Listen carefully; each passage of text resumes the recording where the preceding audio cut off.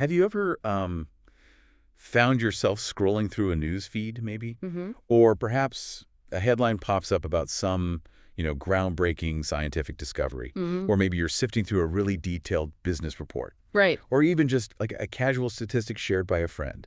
And you kind of pause and you wonder, okay, how do they really know that?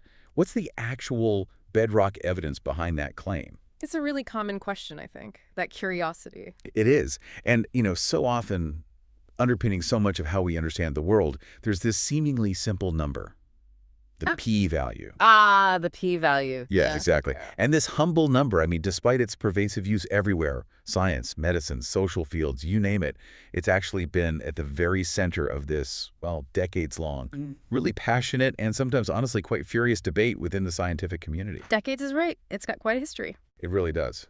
So our mission in this deep dive today is to unpack that intricate history.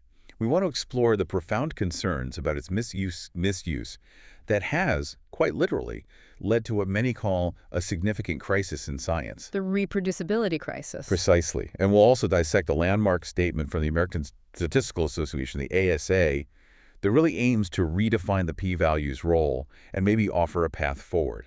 A much-needed path. Absolutely. So our goal for you today is to extract the key insights from, well, a pretty rich stack of sources we've gathered. We want to connect the dots, between the historical criticisms and these modern challenges. See how it all fits together. Yeah, and ultimately, maybe challenge your understanding of what truly constitutes meaningful scientific evidence. I really want to get into how these concepts interconnect, maybe what novel research directions they suggest, and reveal some, well, perhaps surprising patterns that emerge when you look at all this material together. And to guide us through this complex but I think absolutely fascinating topic, we've pulled together a really comprehensive set of sources. Okay. Our material for this deep dive includes a detailed historical timeline. So we've got key publications that trace how this debate evolved over time. Right, see the progression. Exactly. We also have a list of the key players, the prominent statisticians, researchers who've really shaped this discussion, people whose names keep coming up. The main voices? The main voices, yeah. Then there's a comprehensive study guide that breaks down the American Statistical Association's core principles from their statement. That'll be useful. Very. And crucially, we have excerpts from the ASA's official statement itself. So it's really a full picture designed to give you the context, the critical details, and hopefully the insights you need to become, well, truly well-informed on this vital subject. Fantastic. So let's begin that exploration. And I think what's immediately striking when you dive in is that these concerns surrounding p-values, they're far from new, like really far from new. Not at all. This isn't some recent phenomenon, born out of today's data deluge or something. These issues stretch back well over half a century. 50, 60 years, easily. Yeah, which demonstrates this, curious consistency, a persistent critique that's just echoed through the decades. It wasn't a sudden realization. It feels more like this long simmering discontent that's just periodically flared up. Bubbling under the surface. Exactly. And the earliest seeds of doubt, perhaps surprisingly for some listeners, were sown way back in the 1960s and 70s. All right, back then. Think about that. Almost as soon as these methods, like null hypothesis, significance testing, gained widespread prominence, people were already asking these really fundamental questions about interpretation and, utility. It's pretty remarkable, actually. It is. For instance, back in 1960, W.M. Roseboom published a paper, and get this title, The Fallacy of the Null Hypothesis Significance Test. Straight to the point. Right.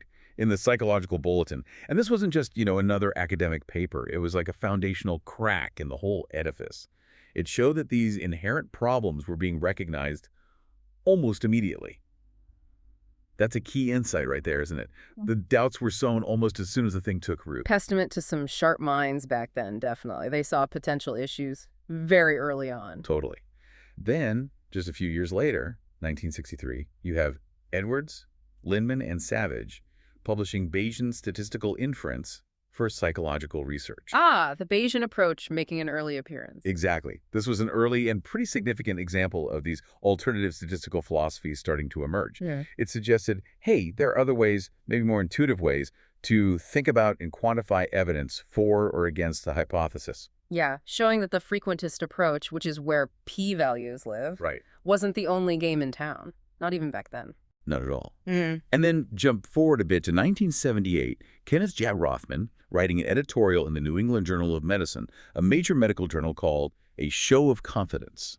Confidence intervals, perhaps? You got it. He was already advocating for alternatives like confidence intervals instead of just relying on traditional significance testing. Yeah. And doing it in a really prominent medical journal. That's important. It shows the concern wasn't just theoretical stats, it was hitting practical fields like medicine early on. Absolutely. It showed the breadth of the concern, urging a shift in how medical findings were reported and, crucially, how they were understood by doctors and researchers. Yes, and as we move into the 1980s and 1990s, that discontent you mentioned, it really started to grow. The volume, the specificity of the criticisms, it all increased quite dramatically, actually. It picked up steam. It really did. We saw significant contributions like J.O. Berger and M. DeLampides testing precise hypotheses in 1987, and Charles Poole's Beyond the Confidence Interval, also in 87. Okay, so moving beyond just pointing out problems. Exactly. This period showed a growing sophistication in the critiques. It wasn't just, this is wrong, it was, here are maybe better ways to approach this. These papers really demonstrate a clear shift towards advocating for more robust methods, getting away from that simple kind of binary, significant or not significant decision. Which is so appealingly simple, but maybe too simple. That's the crux of it, often. And the urgency wasn't just confined to academic journals for long. It quickly spilled over into real-world applications. Like how? Well, consider this. In 1992, an amicus curiae brief, that's like a friend of the court brief, was submitted for the U.S. Supreme Court. Wow, the Supreme Court? Yep, in the case Dauber v. Merrill Dow Pharmaceuticals. And this brief directly addressed statistical interpretation in legal contexts. Specifically, it dealt with the admissibility of scientific expert testimony in court. So how judges should weigh statistical evidence? Precisely. It showed this wasn't just an abstract academic debate anymore. It was impacting legal precedent, potentially public policy. It highlights the really profound societal implications of getting statistical evidence wrong or misinterpreting it. That definitely raises the stakes. Absolutely. And a particularly insightful and now kind of famous title from this period came from D.G. Altman and J.M. Bland. In 1995, in the British Medical Journal, they published "Absence of evidence is not evidence of absence." I've heard that phrase. It's catchy. It is, and it's incredibly important. It beautifully encapsulates a core misunderstanding of p-values that honestly persists to this day. Okay, break that down for us. What does it really mean? It means that just because your study doesn't find a statistically significant result, you get a large p-value above 0.05, maybe it doesn't automatically prove that there's no effect or no relationship out there. Okay. It just means that your specific data, given your study's design, your sample size, maybe measurement error, it didn't provide strong enough evidence to confidently reject that null hypothesis, the no effect idea. So it's like saying, I haven't found my keys in this room, therefore they don't exist. Exactly. That's a perfect analogy. It's absurd, right? But that's the logical leap people often make with a non-significant p-value. They overlook the possibility that maybe the effect is real but small, or maybe their study just wasn't powerful enough to detect it. It's about the limits of your evidence, not proof of absence. That distinction feels really crucial. It is. And following that, you had M.J. Shervish in 1996 writing an article called P-Values, What They Are and What They Are Not. Again, trying to clarify. It directly foreshadowed the kind of definitions and clarifications that the ASA would make much later. It shows this consistent call for precision, for understanding. And then you have Stephen N. Goodman, who in 1999 published really influential papers like The P-Value Fallacy and also The Bayes Factor. Okay, more Bayesian influence. Yes, he systematically dismantled common p-value misconceptions and really championed Bayesian alternatives. He argued they offered a more intuitive, more direct way to assess the evidence for a hypothesis compared to the sort of indirect logic of p-values. Comparing evidence between hypotheses. Exactly. And just to give you a sense of the, strong feelings and contrasting viewpoints within the stats community back then, that same year, 1999, Michael Vian published this really provocative piece titled, "What is Bayesian Statistics and Why Everything Else is Wrong?" Wow, subtle. Not exactly, but it really illustrates the deep philosophical divides. This wasn't just about choosing method A over method B. It was hitting at fundamental approaches to scientific inference, asking, what even is evidence? It's truly fascinating when you lay out that history. You have these statisticians, these really sharp minds, sounding alarms, clearly articulating the dangers, the misinterpretations for decades. Mm. Decades. And yet, despite all these persistent warnings, the widespread misuse of p-values, particularly that .05 threshold, it just continued, almost, well, unabated.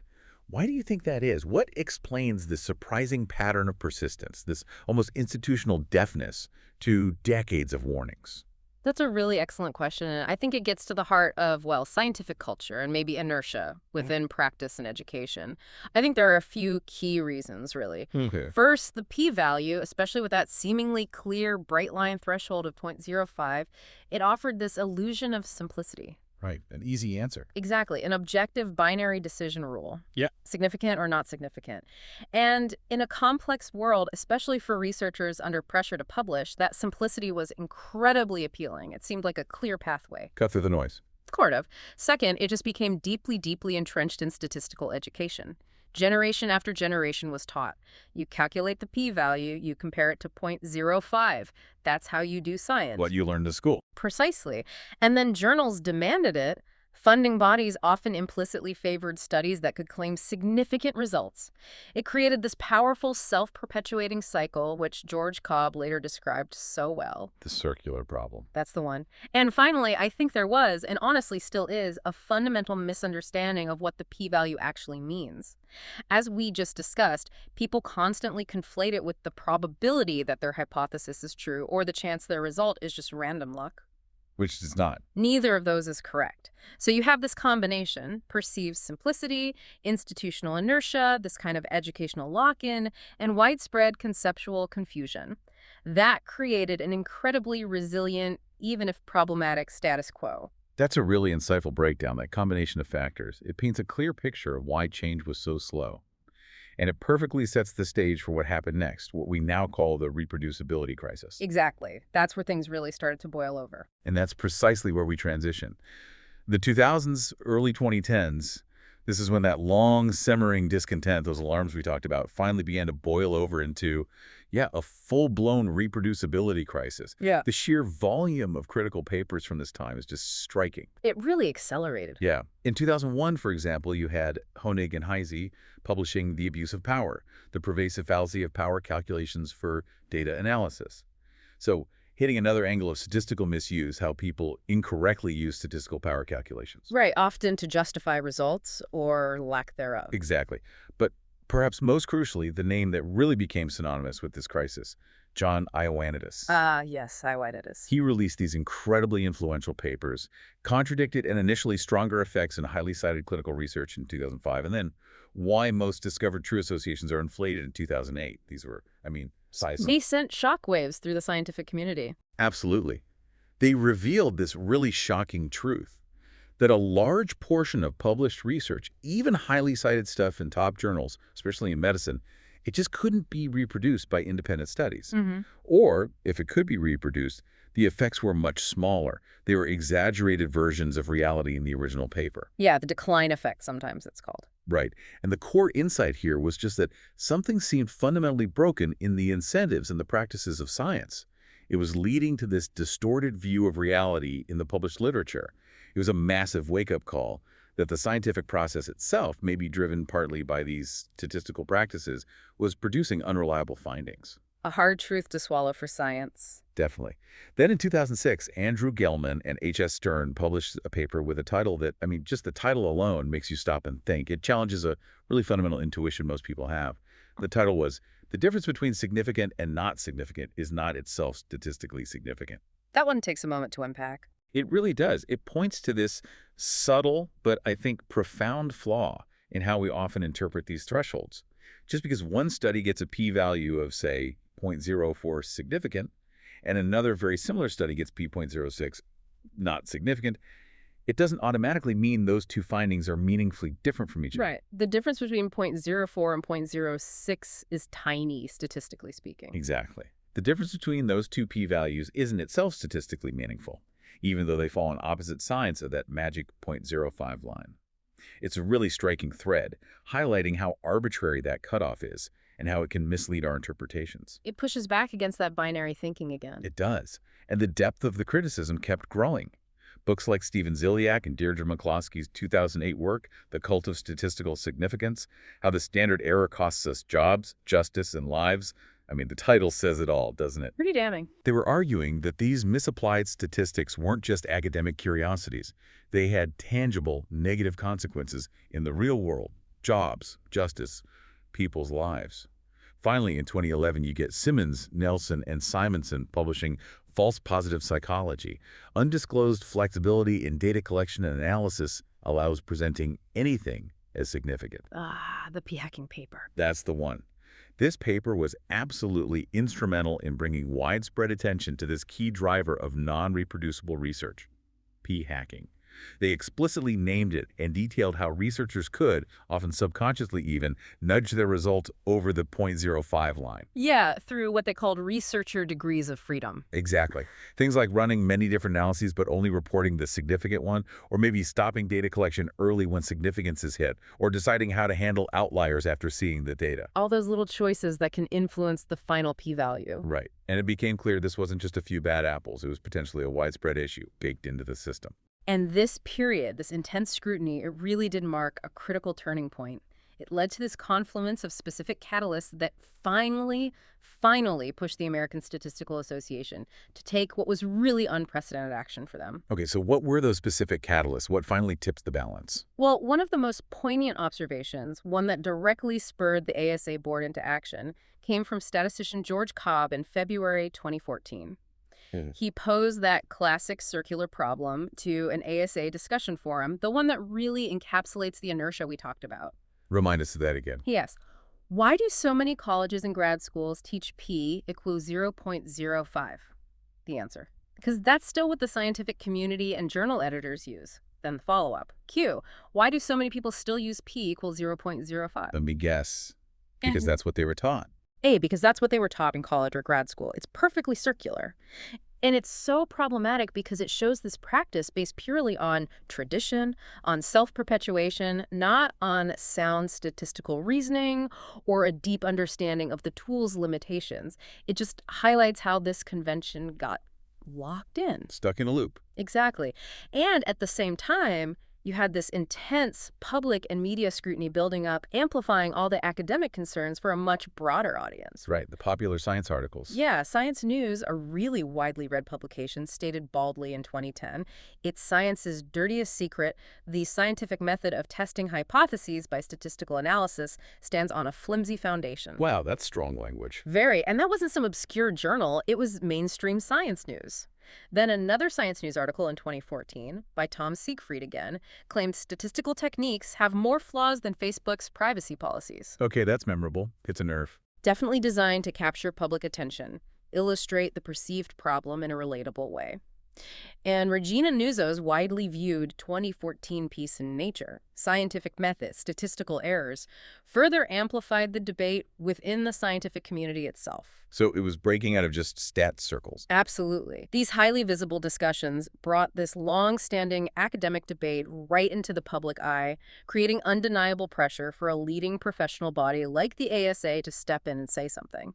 And crucially, this media outcry explicitly connected the misuse and misunderstanding of stats, especially p-values, to that broader, really concerning reproducibility crisis. They saw the link. The statistical community certainly recognized that while p-value misuse wasn't the only cause of the crisis, it was a significant contributing factor, and it was one they felt uniquely positioned and perhaps obligated to address. Okay, so faced with this perfect storm, the historical critique, the reproducibility crisis, the public outcry, some pretty radical choices started being made, right? They did. Perhaps the most dramatic, the one that really raised eyebrows everywhere, came in 2015. The editors of the journal Basic and Applied Social Psychology, that's D. Trafimo and M. Marks, they made the unprecedented decision to actually ban p-values. Ban them entirely. Entirely. Banned null hypothesis significance testing procedures from their journal altogether. Imagine that, just removing this cornerstone of statistical reporting from an academic publication. Wow. That's It extreme. was an astonishing move. It really highlighted the extreme urgency and, frankly, the level of frustration surrounding the problem. It forces you to ask, yeah, how broken must a system feel for such a drastic measure to even be considered? It was like a bold experiment. Can science operate without this pervasive threshold? A real statement piece. Definitely. Yeah. But, as with any complex issue, there were contrasting viewpoints. Not everyone agreed that banning was the answer. Okay, like who? Well, in response to some of those critical science news articles, Jeff Leake, who's a well-known statistician and blogger, argued back in 2014 that the core problem wasn't necessarily poor p-value use itself, but rather a lack of proper training in data analysis more broadly. He contended that, look, the vast majority of data analysis out there isn't actually performed by people with deep statistical training. So, he argued, maybe the tool itself isn't inherently flawed, maybe it's the hands wielding it that lack the expertise. The tool versus craftsman argument. Exactly. It raises that really important question for you, the listener. Is the fundamental problem with the statistical tool itself the key value, or is it more about the skill and understanding of the craftsman using it? It challenges your thinking about where responsibility lies and maybe points towards, novel research directions in improving statistical education and literacy. That's a crucial distinction. Fix the tool or train the user better. Or maybe both. Or maybe both.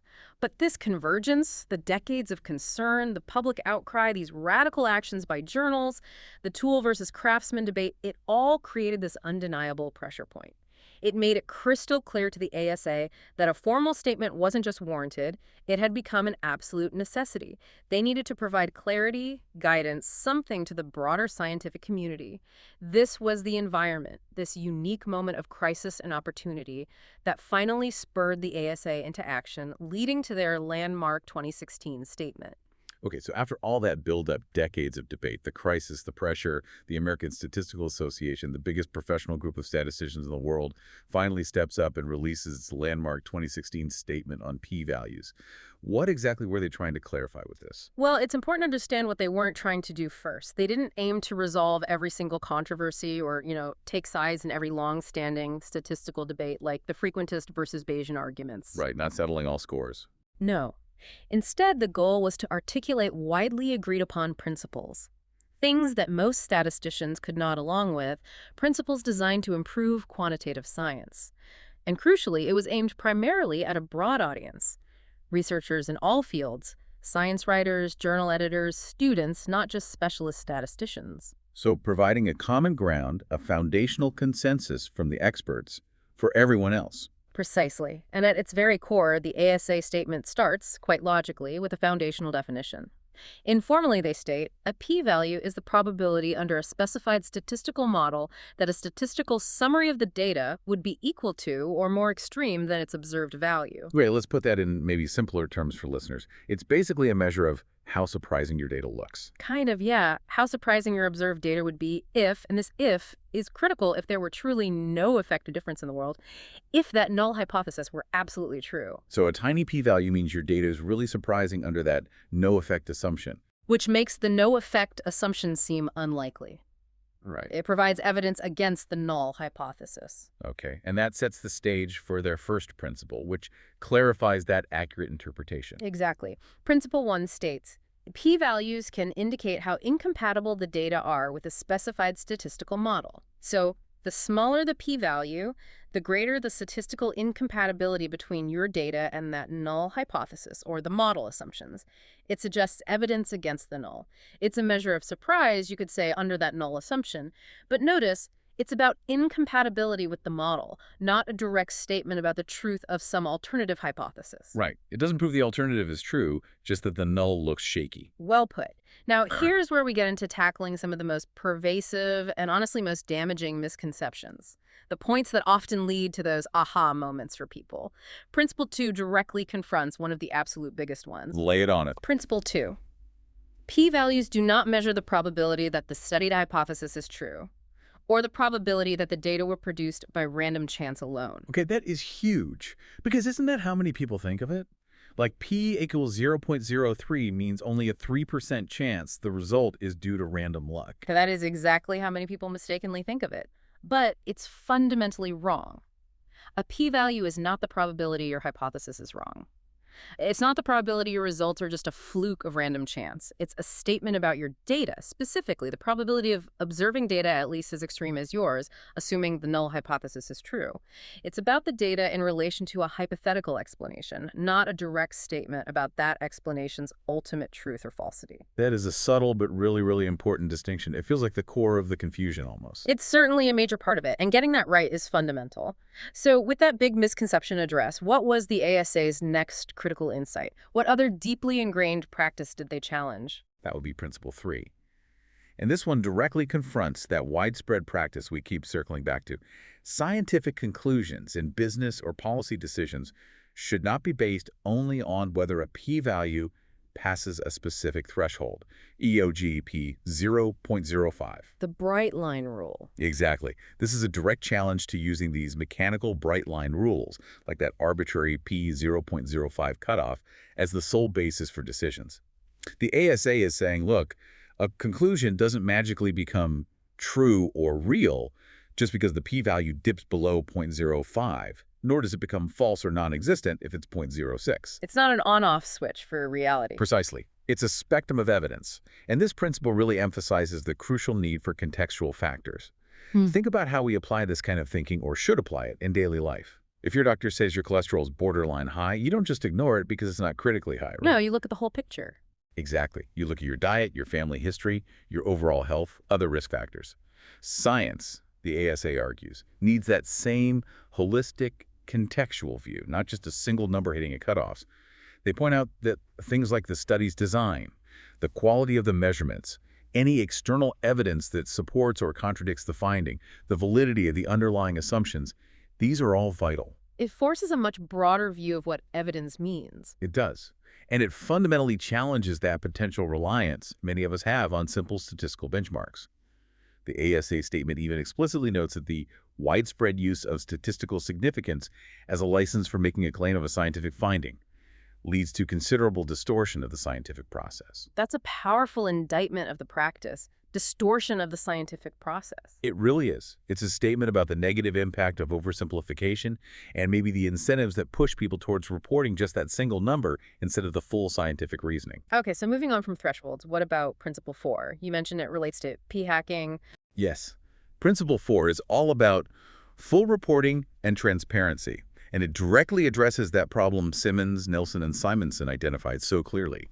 It targets p-hacking, that term that's become almost synonymous with questionable research practices. Also known as cherry-picking, data dredging. Significance chasing, selective inference. Yeah, it has many names. Yeah. But basically, could you elaborate a bit on how this happens and why it's so bad? Certainly. P-hacking typically happens when researchers have some wiggle room, some flexibility in how they collect or analyze their data. For instance, maybe they keep collecting more data until they just happen to get a significant result. Optional stopping. Right, or maybe they try lots of different statistical analyses on the same data set, different variables, different control groups, until one combination yields p 0.05, or maybe they decide to exclude certain outlier data points, but only after seeing that removing them makes the result significant. So decisions are being made after looking at the data, specifically to get that magic p-value. That's the key. The decisions are contingent on achieving significance, not pre-specified based on theory or protocol.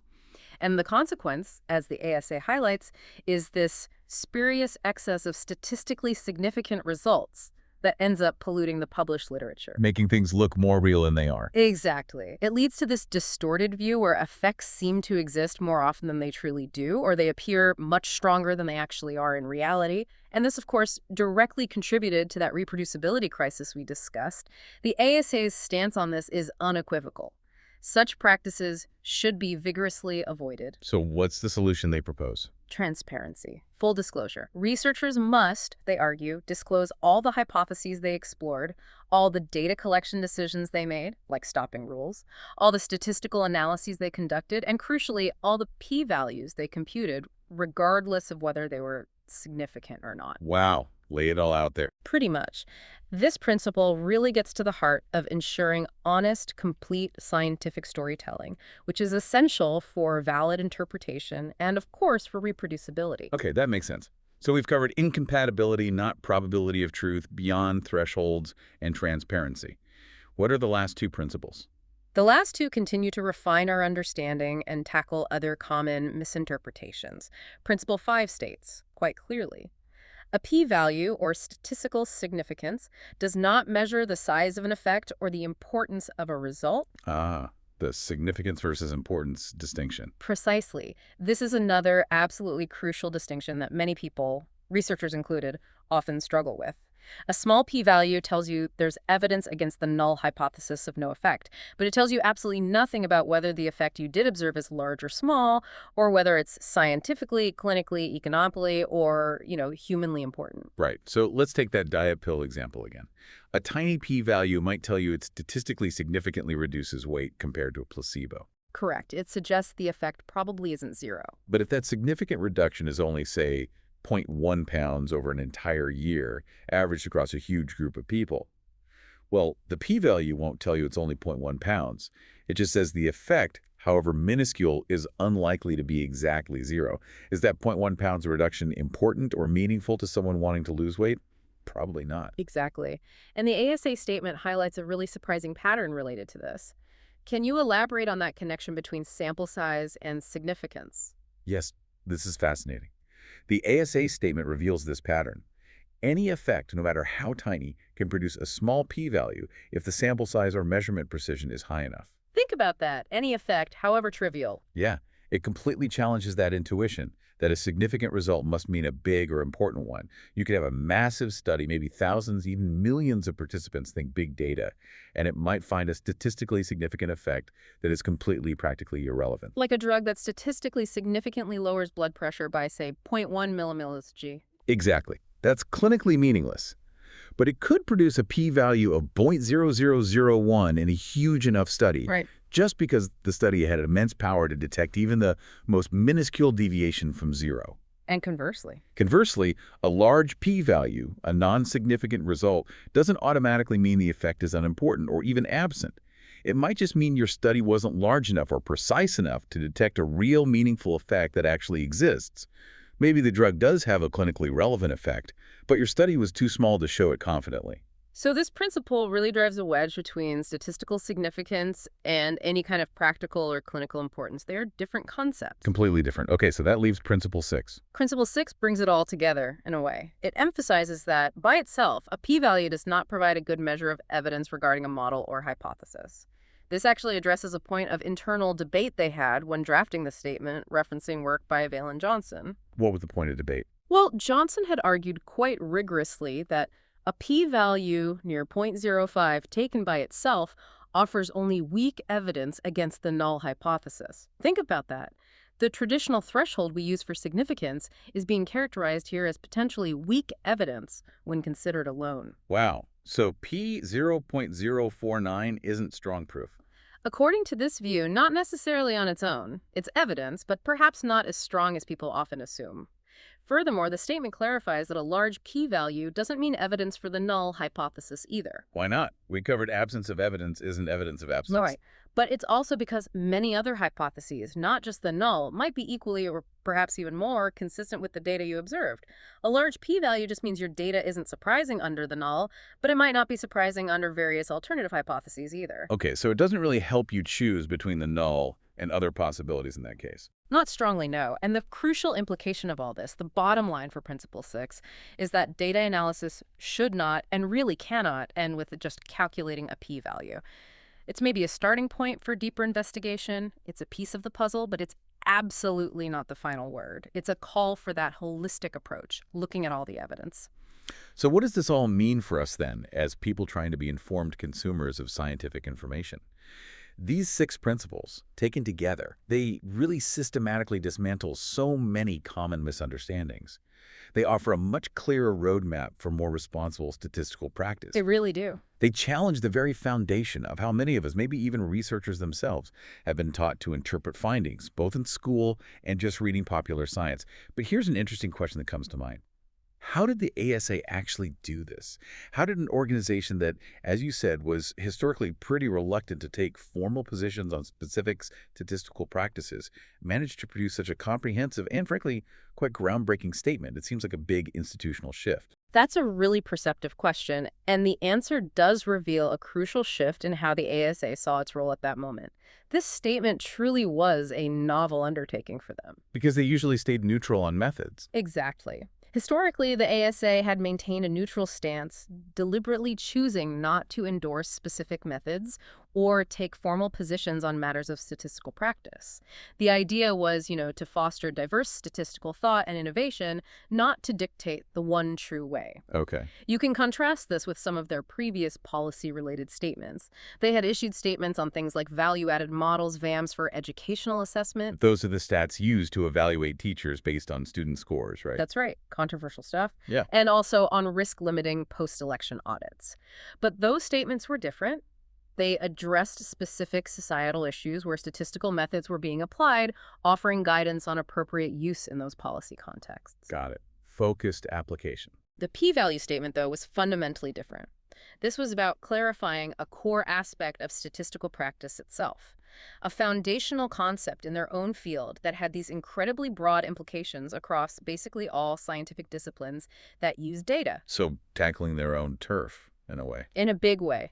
The ASA board explicitly saw it as a service to the broader research community, remember, not just for statisticians to shed light on this profoundly misunderstood aspect of their expertise.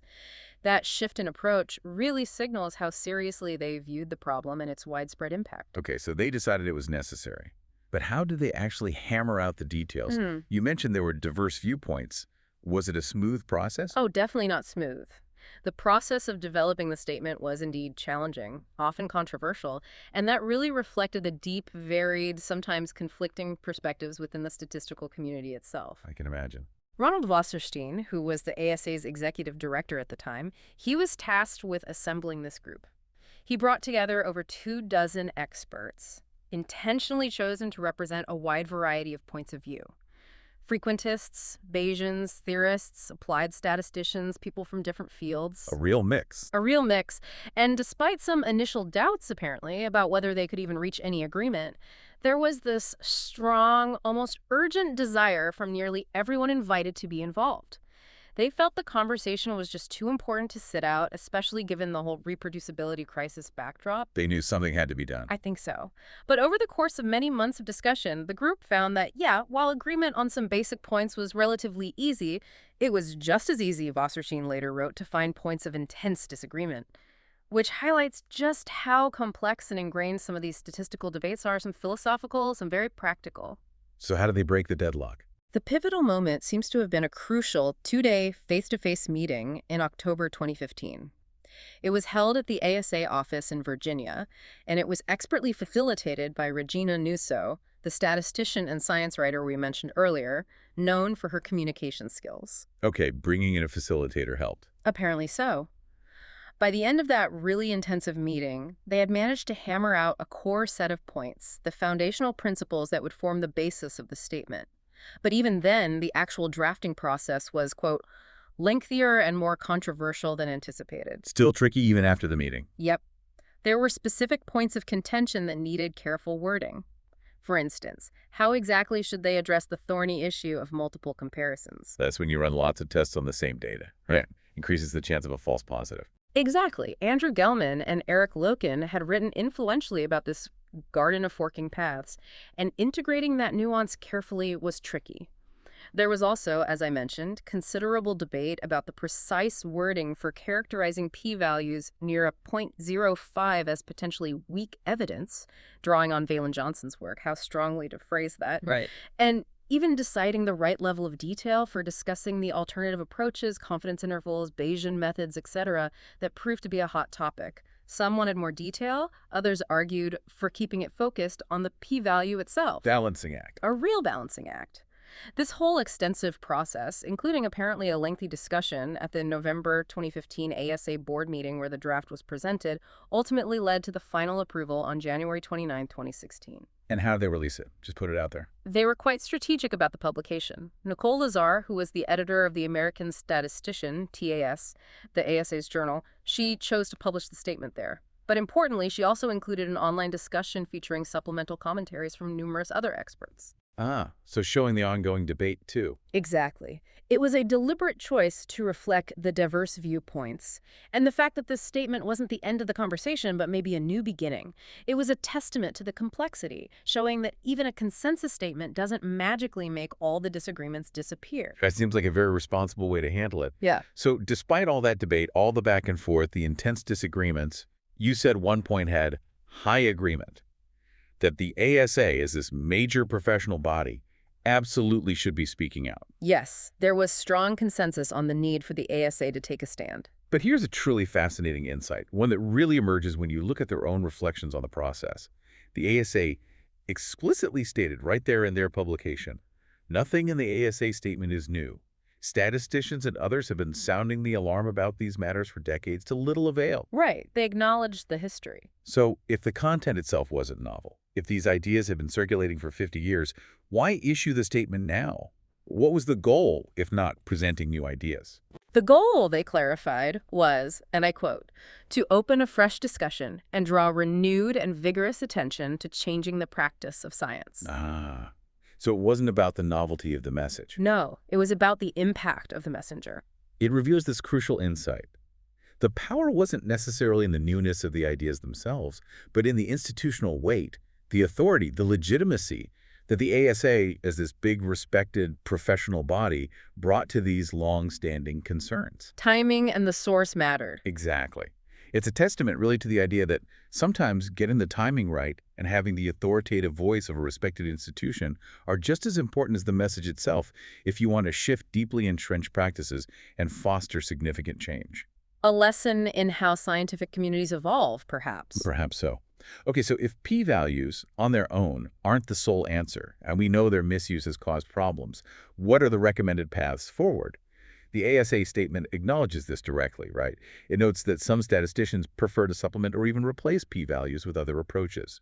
Yes, it explicitly opens the door to alternatives. And this seems really important because it suggests, novel research directions, maybe new ways of applying statistics across different fields.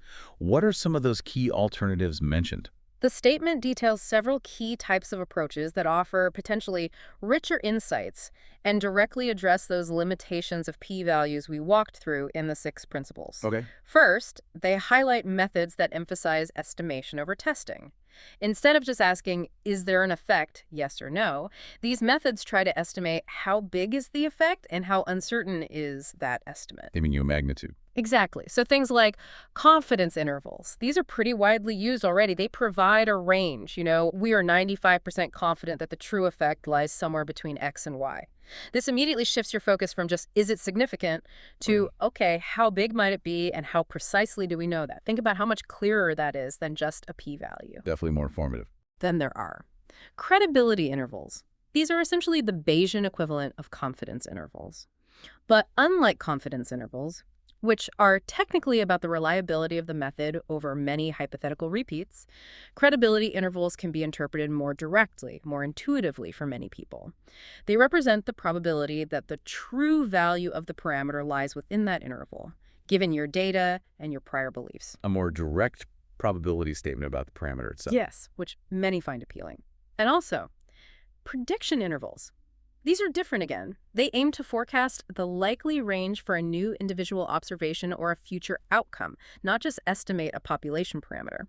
This is incredibly useful in practical applications, forecasting sales, predicting patient response to a drug, things like that. Okay, so estimation gives you size and uncertainty. What else? Second, the statement highlights Bayesian methods more broadly. This includes things like likelihood ratios, or perhaps more commonly discussed now, Bayes factors. How do Bayes factors differ from p-values? Fundamentally, unlike a p-value, which only assesses your data against a single null hypothesis, a Bayes factor allows you to directly compare the evidence for 2 competing hypotheses. For example, you could compare H1, this drug has an effect, versus H0, this drug has no effect. The Bayes factor tells you how much more likely your observed data is under one hypothesis compared to the other. So, like, the data is 10 times more likely if the drug works than if it doesn't. Exactly. A Bayes factor of 10 would mean precisely that. It directly addresses the question of how much evidence you have supporting one idea over another, which is something a p-value simply cannot do. It quantifies the strength of evidence in a comparative way. That sounds much more direct. Many find it so. Third, the statement mentions other approaches, like decision-theoretic modeling. This shifts the focus even further, away from just testing hypotheses or estimating effects, towards making optimal decisions in the face of uncertainty. Bringing in costs and benefits. Precisely.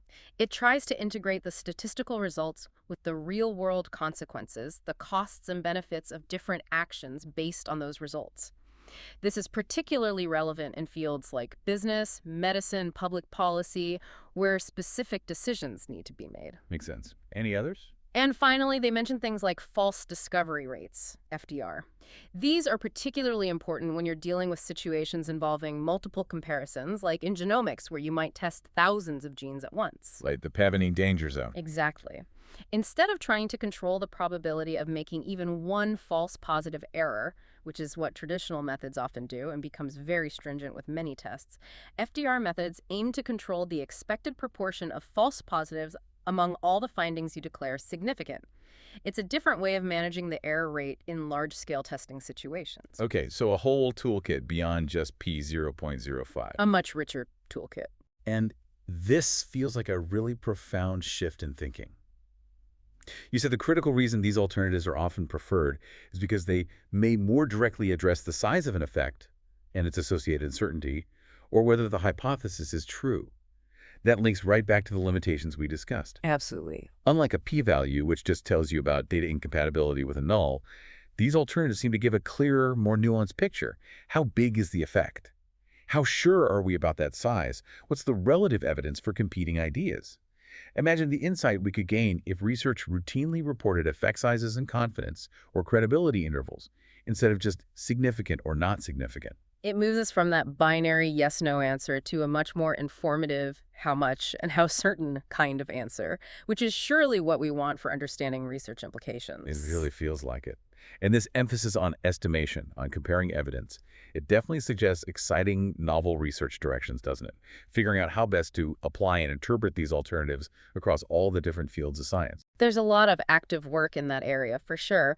But it's important to understand the ASA statement didn't outright ban p-values, unlike that one journal. Right, they didn't go that far. No.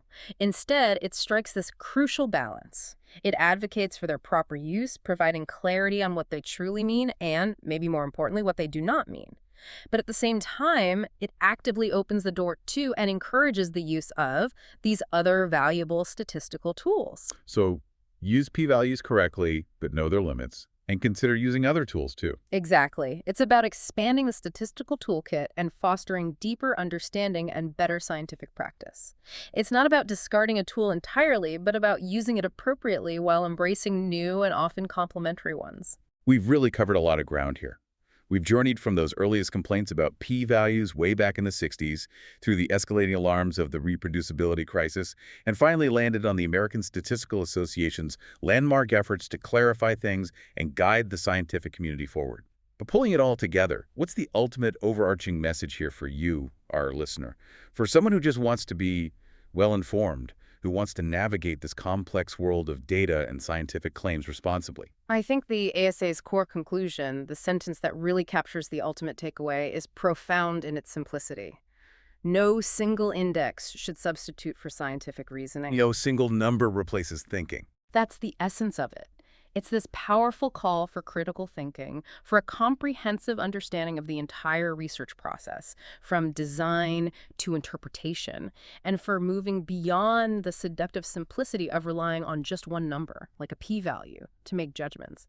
It's about recognizing that statistics are tools to aid reasoning, not to replace it. A p-value might offer a clue, a piece of information, but it's just one piece of a much larger, much more intricate puzzle. Exactly, and the ASA elaborates on what that good statistical practice, that scientific reasoning, truly entails. It's not just about the final number, it's a holistic approach. It includes several critical elements. They lay out a framework. First, good study design and conduct, making sure your experiment or observation is set up rigorously from the start to actually answer the question you're asking, minimizing bias, maximizing precision, get the foundation right. Foundational, definitely. Second, using a variety of numerical and graphical summaries of data. Not just one number, but looking at your information from multiple angles, plotting it, calculating different summaries to get a feel for it, avoiding reliance on a single statistic, seeing the whole picture of the data. Third, and this seems crucial, a deep understanding of the phenomenon under study. You can't just be a number cruncher. You need to know what those numbers represent in the real world. You need to connect the stats back to the underlying biology or psychology or economics, whatever it is. Context matters immensely. Absolutely. Fourth, and maybe most importantly for interpreting results, is the interpretation of results in context. Considering the study's strengths and weaknesses, looking at the existing body of evidence on the topic, thinking about the practical or theoretical implications, not just the statistical outcome in isolation. Bringing in prior knowledge and the bigger picture. Fifth, complete and transparent reporting. We talked about this with p-hacking. It means going beyond just sharing the significant results, detailing all the methods, all the analyses, even the non-significant findings, so others can fully evaluate the work. The whole story, warts and all. Exactly. And finally, it requires a proper logical and quantitative understanding of what your data summaries actually mean, ensuring that researchers and the public who consume the research aren't misled by common misinterpretations. It's about telling that full story with all its nuances, all its uncertainties, not just boiling it down to a potentially misleading, headline-grabbing soundbite. It's a call for thoughtfulness throughout the entire process. It really is. In this comprehensive framework, it really challenges something quite fundamental, doesn't it? An innate human tendency that goes way beyond just statistics. Our desire to simplify complex information into these binary bright-line rules. We really do love simplicity. We do. We see this pattern everywhere, not just in science.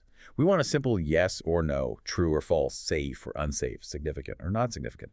But the ASA statement, through dissecting the p-value issue, reveals this fascinating underlying theme. This quest for simplicity, while maybe natural, maybe efficient for quick decisions sometimes, can often lead us seriously astray, especially when dealing with the nuanced, uncertain world of scientific evidence. It's a cognitive bias, perhaps, the desire for certainty where it doesn't exist. Could be. And it's a pattern of thinking that applies way beyond stats, how we evaluate health advice, financial news, political claims. Understanding this tendency towards oversimplification seems key to just better critical thinking in general. A very important point. And as we think about the future, this whole deep dive seems to suggest some really interesting novel research directions and maybe broader societal implications that go way beyond just statisticians deciding which formula to use. This feels like a call for a fundamental shift in scientific culture and in education. It has to be broader than just the methods, yes. Like, how do we actually train the next generation of researchers to truly embody this scientific reasoning, this holistic approach, rather than just mechanically applying statistical tests they don't fully understand? That's a huge challenge for education. It might mean reforming statistics curricula, right? Yeah. Emphasizing conceptual understanding, critical thinking, teaching a broader array of analytical tools from day one, and moving away from just rote memorization of p0.05 means success. Focusing on the why and what does it mean, not just the how to calculate. Exactly. And beyond education, how can we encourage the institutions, the journals, the funding bodies to value the full, transparent story of research, to value robustness, uncertainty, even non-significant findings, rather than just chasing that significant headline? Changing the incentive structure. Yeah. Maybe journals could adopt policies like encouraging pre-registration of study protocols so you can't p-hacks as easily, or committing to publishing replication studies regardless of their outcome, or promoting the reporting of effect sizes and confidence intervals as absolutely standard practice, not optional extras. And funding bodies could shift their criteria too, rewarding rigorous methodology, transparency, and maybe even pre-registered plans over just promising positive results. It really feels like a call to action for the entire scientific ecosystem, doesn't it? From the classroom to the grant review panel to the journal editor's desk. Fostering a culture where that profound critical thinking and comprehensive understanding are truly paramount, not just hitting arbitrary numerical thresholds. A culture of thoughtful science. Well put. So we've thoroughly unpacked the p-value predicament, traced its origins back surprisingly far, navigated the choppy waters of the reproducibility crisis, and landed on the landmark ASA statement, exploring its principles and the broader implications for sound scientific reasoning. It's been quite a journey, and I think it serves as a powerful reminder that even the most seemingly objective numbers, like p-values, require really careful interpretation, a healthy dose of critical thinking, and a deep understanding of their context. It's about empowering you, the listener, to look beyond the simple headline and truly engage with the evidence. And perhaps this whole discussion raises an important final question for you, our listener, something to mull over long after this deep dive concludes. If the ASA is right, if no single index should substitute for scientific reasoning, what might be the next bright line rule, maybe in science, maybe in policy, maybe even in your own daily life, that we as a scientific community or just as a society need to challenge and critically unpack? That's provocative. How might our inherent desire for simple, binary answers continue to lead us astray, even if we adopt new statistical tools like Bayes factors or confidence intervals, if we don't also foster that profound critical thinking, if we don't demand the complete contextualized understanding of the evidence that's presented to us? Where else are we relying on overly simple metrics when deeper reasoning is needed? That is definitely something to think about. Where else do we crave certainty that might be illusory? Thank you for joining us on this deep dive. Keep questioning, keep exploring, and definitely keep seeking that deeper understanding behind the numbers.